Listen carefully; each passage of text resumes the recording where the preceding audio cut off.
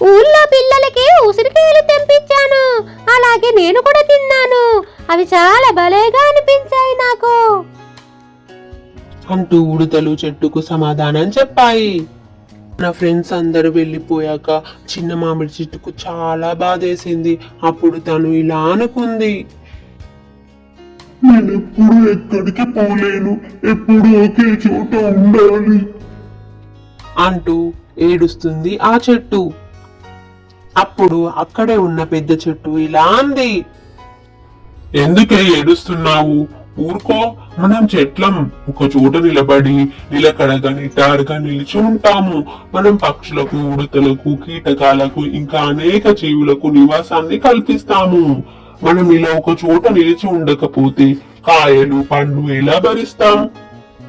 మనం భూమిని పట్టుకొని ఉండకపోతే మట్టి కొట్టుకుపోదా? అన్నది ఆ పెద్ద చెట్టు.